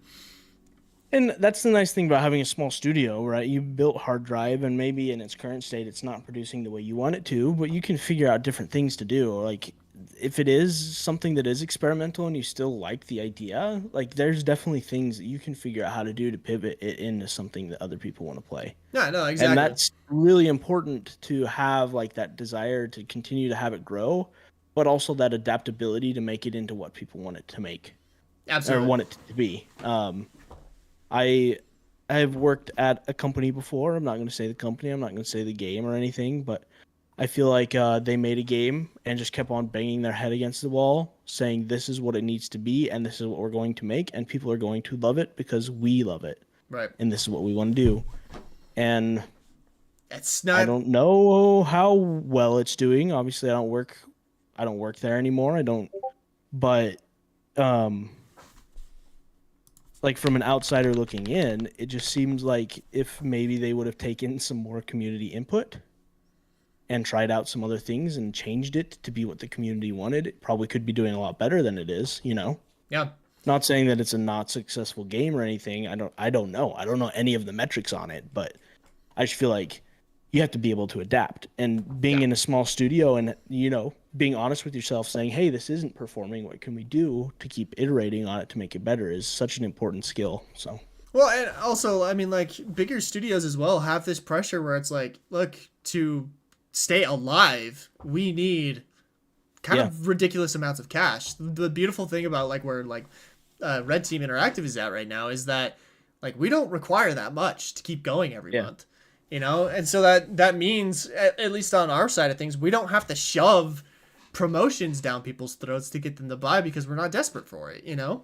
yeah, Like for sure. I that has been one of my big things about getting into the game industry that I've been passionate about is like I'm not gonna let I don't ever want to have that pressure to the point where I'm no longer making a game because of financial responsibilities. I want to stay like mean and lean really, and like I like community feedback is really important to me. That was something I've done from the beginning is I've made Oh, YouTube for videos sure. and responded to comments and tried to get like everyone who's in the Discord for sale knows like we are like at least once or twice a week we put out a poll asking for opinions on mechanics or stuff in the game because we're just trying to figure out like what works, you know.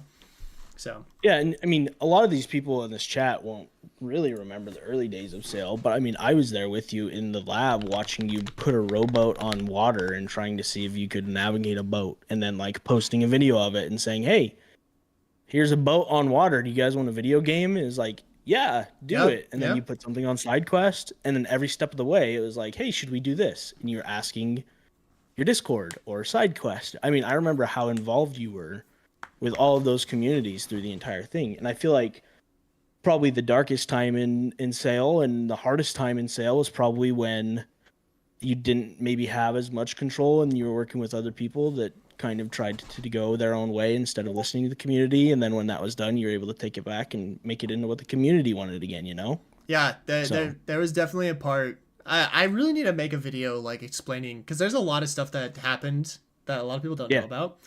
But like, yeah, there was definitely you're totally right. Like the scariest time for me for sale was when it was like it was no longer sale. It was no longer what I wanted, and it took a lot of like I literally had to go back to being a solo dev again to get it back to where I wanted it to be and rebuilt the company from scratch, basically saying like this is what this is gonna be like, you know, this is how the game is, and if you're not on board with the vision, then you got to get out, you know. And you know, yeah. like again, like the people I were working with, they're doing their job, they're trying to keep to deadlines and stuff, but that therein was the problem, you know, is like those external forces made it so that the game that was trying to be the game was not at all what it was supposed to be. But someone's Quasar, asking to if answer you, your question. Oh, yeah, yeah. yeah, I someone's did asking not if you help did with help. sale. No, Garrett and I worked on a bunch of other things before he started working on sale. So I think when he really buckled down and put a lot of effort into sale, I was already working as a contractor for the company that I worked for out of college. So we built like 2 or 3 prototypes together before sale. One of them is still available on SideQuest called Self 8 Arcade. Who knows if it works? I think it But still does. really, yeah, we built some fun stuff together early on. If you want to see the freaking start of sale, the start of Garett's career, look up the BYU Mixed Reality Lab The Elemental VR. on YouTube, and there's a video called Elemental VR. Yeah, where literally all we could figure out how to do is put a thing that spawned fireballs on a controller and shoot them at a target that was programmed to go back and forth. That was both of our first dives into VR. Yep. And it was hilarious. And like, to tell you guys how far back that was, it doesn't feel like that long ago. It was 6 years ago. Yeah, at this point, Holy we're crap. almost pushing on 6 years. We've been working in this industry for 6 years, Garett. We are semi-veterans at this point. I should definitely have a better salary at this point. What the heck? Yeah, me too. No, it's fine. But that's crazy. 6 years? Has it really been 6? Well, think about what we used. There wasn't an Oculus rig. No, we had to build a rig from scratch. Steam, at the time, Steam VR was the only one that had the semblance of a rig. Yeah. And even that was risky. Oh, gosh. There was no way to preload in a rig for virtual reality in Unity at that point. We had to figure out how to build a rig from scratch and build in controls from scratch. We had to figure out how to take in a button click. I don't know if you remember that. No, I do, because that's how I figured out how to program the fireballs. Is I literally was like on an update loop listening for whether or not the trigger pull was true. Yeah. And I ran into the problem that like if the trigger pull is true, I would just like spray fire and crash the machine. And so I had to figure out how to be like, okay, wait until it's such bad code. Like I'm just thinking of it and just cringing. But no, like I mean, we were talking earlier about like the tool sets and stuff that like are available now. It is so easy to get into VR game development nowadays, and like just game development in general. Like amazing. The last VR game I made was Self 8 Arcade, so like I can't even imagine jumping in right now and just playing around with what is available. Like I stay up to date with it a little bit, but I haven't really built anything in Unity since then, and I'm sure I could jump in and probably pick some stuff up pretty quickly with what's available now. You know. I'm sure it would be like a welcome relief to you, especially since you've been building so much stuff from scratch, to just be able to be like, oh, this component just exists. You can access. You were telling me the other day that someone didn't have text in a game, like 3D placeable text. There's no UI. There's no UI elements. There's no 2D placeable text. That's right. Control where you were putting 2D text on a mobile phone. So I had to create all of the assets in 3D and place them in 3D space nested to the camera, so that they would show up as text in a 2D screen. So instead of just clicking on a 2D button, you're actually shooting a raycast at a 3D object and then clicking it by shooting a raycast at a 3D object. That's such garbage, dude. Like, that's just one of those things that just should exist. Oh, man. That is crazy, dude. 6 years, yeah. We are kind of veterans at this point. It's like it's like we're like qualified to talk on a podcast about things that are practically reality. Yeah, but I'm still like 15 years old, so whatever. Emotional maturity of 12-year-old, baby.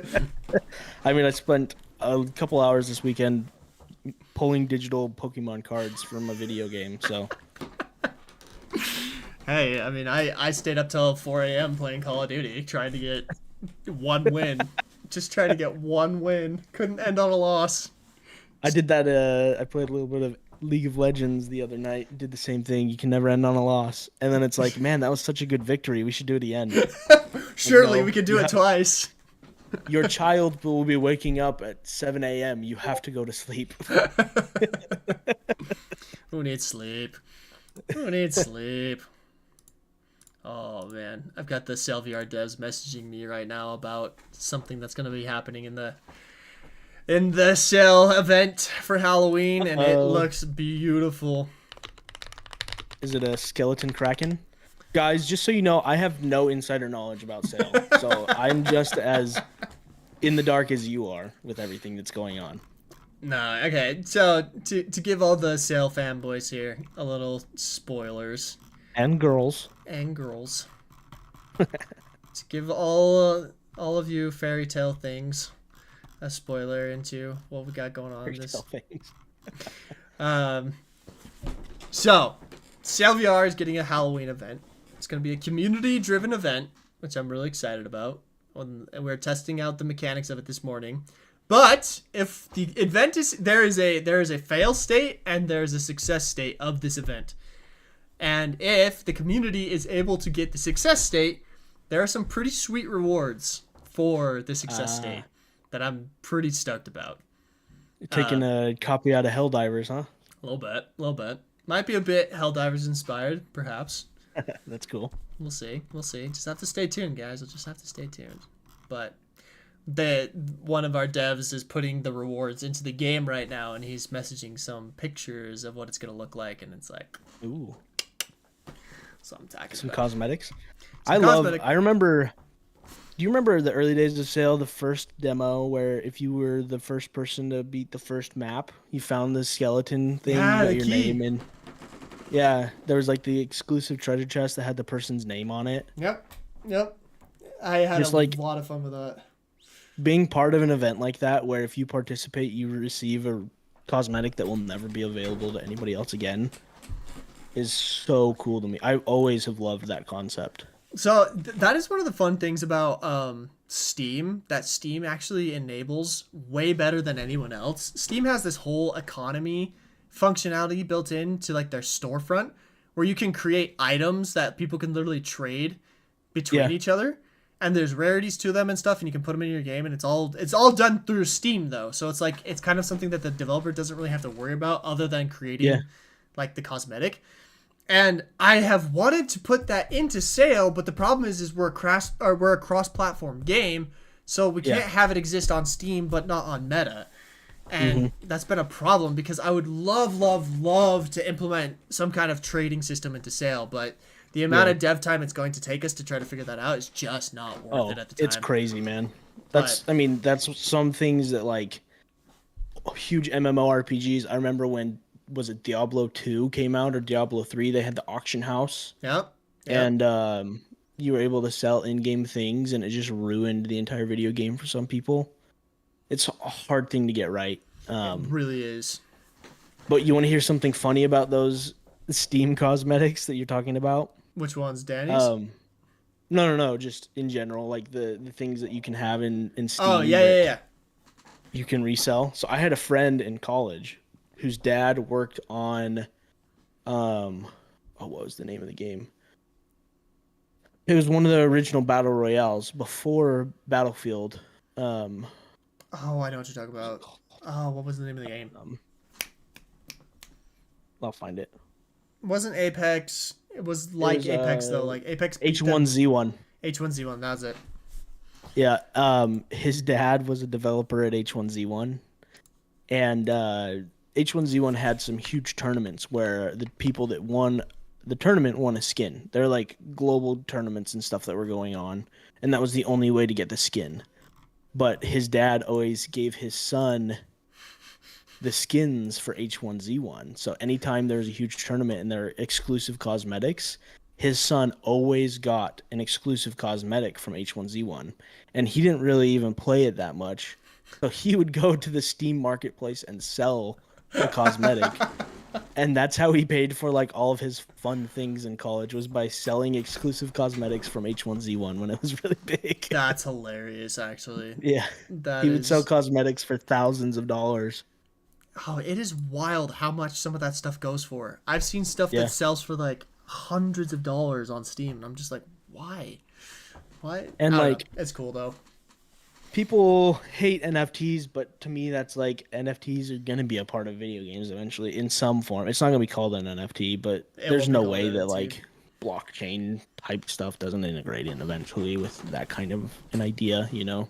Yeah, no, I've had this conversation a lot of times because for whatever reason, whenever you go to like a conference or whatnot, that's like future tech, or especially with investors, NFTs, VR, and crypto are all put right at the same table for whatever reason. Yeah. So I've had so many conversations with crypto bros and NFT freaks, like, and they're always like, bro, you should put an NFT in your game. And I'm like, first off, you utter the word NFT near a gamer and you will be strung up by your toes. Like, they hate it. But I always tell them that like the technology behind it, that's good stuff. I totally agree with you. Eventually, like the concept of NFTs, the blockchain, the ability to own something digitally and verify that you own it will 100% make its way into Yeah. like especially RPGs and MMOs. Makes total sense. But until they can figure out a namesake that doesn't immediately turn gamers off to it, never gonna happen. You know? For sure. And I don't know. I feel like I haven't been invested in the crypto world in a couple years. I went to OpenSea the other day to buy an NFT because I was doing an event where you could use Ready Player Me models for the event. It was a VR thing, and Ready Player Me is a pretty standard web avatar system now that you can use. Yep. But there were NFTs that were integrated into Ready Player Me at one point. One of them was Deadmau5, the artist. He created a bunch of heads. He created like 555 Deadmau5 heads that were all PFP NFTs that were integrated into Ready Player Me. So if you own a Deadmau5 head, there are only 555 of them that could be integrated into Ready Player Me. So if you owned it, you could use the Ready Player Me head inside of anything that you had it attached to. So I was doing this event. I was like, I wonder how much these things cost now. And I went on to OpenSea to look at it, and it was like $50. So I seriously considered for probably like 5 minutes whether or not if I wanted to buy it, just to put it on my Ready Player Me guy to flex on everybody at the thing that I was speaking at. I decided not to. But the purchasing process for it is so much easier now than it was when I remember being more into it. Like, you can just use your debit card and then you'll get a wallet assigned to you. You don't have to use all these crazy like third-party wallet tools, and I don't know. There's so much user experience that needs to go into crypto for it to work well. But again, like you said, it will eventually be a big part of a lot of different things, just not yet. No, and like we've talked about how like more and more the world is going to go online. Like, you know, augmented reality, like especially the Orion glasses that are coming up, like that's going to be even more so need for things like blockchain to be able to be like, hey, like, do you actually own this? Is this your digital like ID? Like, your digital footprint needs to have some kind of identification behind it.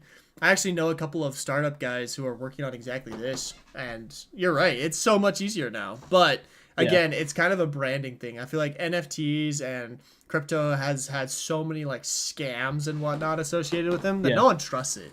It's just not gonna ever happen until, you know. Yeah, crypto will have its same state that I feel like XR is in right now, where it crashed, and then there'll be people that stick around because there are a lot of people that are still sticking to that industry. Absolutely. And I feel like AI is going to do the same thing. AI is going to level out eventually, and then people are going to stop like it already hyping it up. is. Yeah, and then we'll move on to something else. Hopefully, right now, maybe it's XR again. Like, let's get rid of AI and jump back into XR. I like truly after seeing Meta's demo of the Orion glasses, I would be terrified if I'm Apple or Google or like any of the like phone developer companies, because that is what's going to replace phones. Like, Apple at their next, like, they need to come out with something to match Orion before they go to market with it. Or, you know, like, they're going to be playing from behind. It's crazy to think that there's a world that exists where there are Orion glasses, even though they're, you know, expensive. And there's a world where there's Microsoft HoloLens 2s. The space between those two products is a freaking valley, dude. It's huge. Like... So, but that also goes to show like priorities, right? Like, Microsoft did not invest the proper amount of R&D into the HoloLens. They found a form factor that was fine, and a tech stack that was fine, and they kind of ran with it. Whereas Meta has put billions of dollars into their, you know, reality labs that has created some of the best VR and AR tech that is available. And like, we're starting to see the fruits of that tech, you know, on all levels. They have done user experience design research. They have done computing research. They have done graphics research. Like, everything out there points to them, like, putting the money where it was supposed to go, you know? So, but you're right. Like, to compare those two and just be like, anyway, absolutely wild. Well, we've been going for, I mean, freaking... This has been a long one, boys. We've gone on. Yeah. Probably, if you guys like this format of podcast a little bit better, where it's a little bit less like scheduled, I guess I wouldn't say we do scheduled podcasts, but we have like more defined topics and stuff. If you guys kind of like more of this riffing concept, this idea, let us know. you have any other types of things that you would like to see or hear, let us know. I've had a lot of people volunteer to be a guest on our podcast. Oh, let's I don't go. know if people would enjoy that kind of stuff, but we do have the opportunity to do that kind of stuff if you think it'd be interesting. Lots of different, very technical people, or we could probably get other, video game people on here too. So Yeah. you guys have any ideas, let us know. And I think we're going to try and get onto the official Practically Reality YouTube channel next week. Yep. We're going to try some tech magic. Prepare for technical difficulties, ladies and gentlemen. It's going to be a podcast. We'll figure it out. Yeah. No, I But definitely check us out enjoyed this. on... Oh, go ahead. Yeah, it was a good time. It was a lot of fun to like interact with you guys more, the crowd. Thank you guys for hanging out with us. We really appreciate it. Yeah. We'll And try to incorporate that more.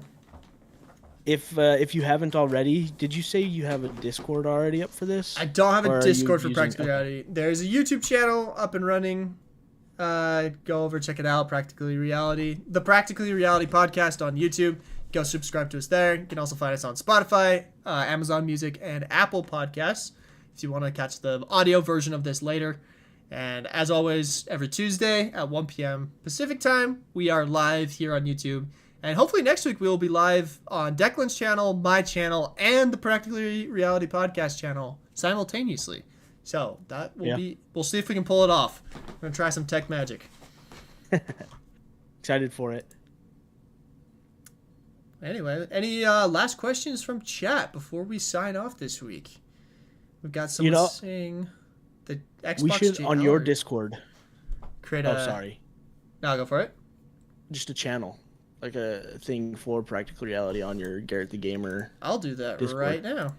I'll create That's easy. Podcast topic recommendations. See if people are interested enough in that to start our own server. Sorry, I interrupted. All good, all good. Just a thought that came through my head.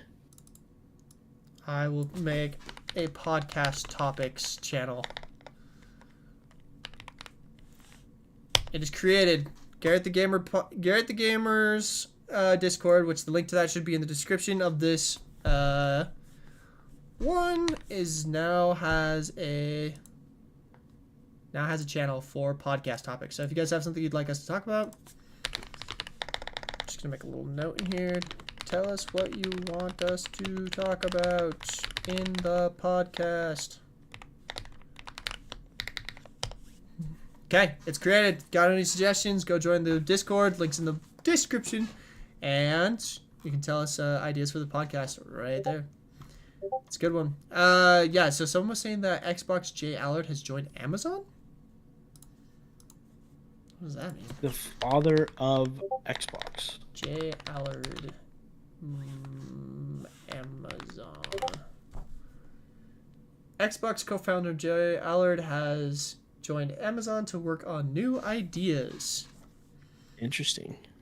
I'm neither here nor there on that. I think people sometimes forget that, like, part of, like, co-founding a company, there's lots of different sides of that. There's the financial side, there's the marketing side, there's the technical side. I don't know enough about this guy to say which side he is and to speak to what that means for Amazon. But Amazon has a lot of kind of secretive stuff in the works, and they are the type of company that would not surprise me if they came out with something bigger. So I feel like they have their game studio. They haven't done anything crazy good with it yet. I know they've had some interesting titles and things go through it, and a couple of flops, if I'm being honest. Mm-hmm. But the fact that they're still putting money into it and still experimenting and bringing people on is pretty interesting. So could be cool. They have a fantastic cloud gaming service, actually, that I just discovered. It comes free with Amazon Prime, so if you're a Prime subscriber, like, you should check it out. Yeah. I think they call it Luna Cloud Gaming. It's pretty impressive. Yeah. I was going to mention that. We talked about Stadia for a while one day. We did. And like Luna honestly seems like it could be the next evolution of that concept. So we'll see. It's kind of under the radar. Yeah, it's worth checking out. Like, it's free if you have Amazon Prime. So like if you don't have like a high budget PC or like a station, you should at least go look at it. It's interesting. It's interesting. I don't know. Yeah. What else? What else we got here? We can end with 597 Game Slayer, his last, or K97 Oh, Game Slayer. what's the number one What is your console? number one console? Oh. Wait, I'm gonna let you answer this one first. I mean, I'm a nostalgic guy. Nothing will ever beat the joy and like love that I have every single time I play a Nintendo 64 game again. I playing Star Fox 64, Donkey Kong 64, Mario 64, Legend of Zelda: Ocarina of Time.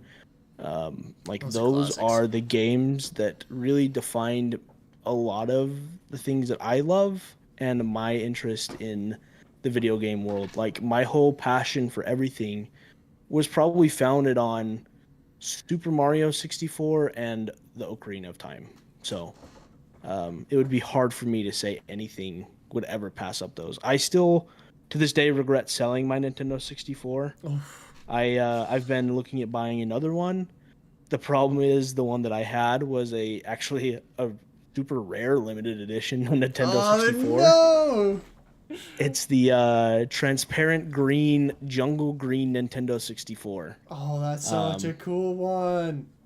Yeah, I had one of those. Exactly what you're talking about. Oh my gosh. So it's expensive to get again, but I will buy another one again, and I will buy a bunch of those classic games that I grew up playing. My wife and I we went on a date last week to an arcade, and we played Mario Party 2 on nice. We played it on the Switch emulator, but it made me so nostalgic for just the feel of that controller in my hands. Like, I don't know what it was. It was a crappy controller, but man, it feels just so good. I miss just feeling that and playing with those chunky graphics. If I somehow fell into a ton of money and could do whatever I wanted, you know how you're saying you'd make another studio? I would make a studio that remade Nintendo 64 games, and I would make custom Nintendo 64 games now and resell them in cartridges. That'd be so sick. Oh, that'd be dope. That'd be crazy. That'd be cool. All right, if I'm going to have to say what my number one console is... Oh, man... There's so many things that pull me in different directions when it comes to the console question, right? Because, like, I have the nostalgia console, right? The Xbox 360 was the console that, like, I literally started designing. I didn't realize this, but I found my notebook from when I was a kid. I started designing video games when I was, like, 12 years old. Like, I started writing down ideas for game ideas and game loops, and I didn't even realize that's what I was doing. But I was actually critiquing games that I played and how I would make another one. And was actually, like, basically doing what I do now professionally, like game design. And so, like, the Xbox 360 and the games that I played on there were the games that originally got me into that. So, obviously, like, I love it for that. But at the same time, like, I love what the, like, Nintendo Switch has pulled off. And, like, what the Nintendo Wii did. And, like, the GameCube. And, like, even like, the Nintendo 64. Like, there's some games on there that just can never be replicated because the form factor was so different and everything, you know? Yeah. So I like if I have to say one, I'd probably say the 360 just for the nostalgia factor, right? The Xbox 360 is definitely there, but holy crap, man! Like I do have a thing for like all of the things that Nintendo does, just because I feel like they do stuff that no one else does or tries. I love it. Isn't that crazy? Nintendo freaking, like, PlayStation and Xbox just sit and compete with each other all the time, but Nintendo is just in a league of its own. Nintendo sits on a throne just watching them. Yeah. I try to emulate that with the character I have for him on my shorts, because like he's just kind of this older, wiser, better guy who's just like, why are you guys bickering? Because there's room for all of us. Exactly. It's funny. It's funny. None of you will be as good as me, but there's room for all of us. Exactly. Well, there you go, boys. Declan's is a Nintendo 64, mine Xbox 360. And that is how we will sign off for today. I hope you all enjoyed this podcast. Remember, you can catch us on all the podcast places. And tune in next week at 1 p.m. Pacific time, where we will be live again here on YouTube. And hopefully on all of the places where you should find us. So, we will see you guys later. Thanks for coming. Awesome. Thanks, guys.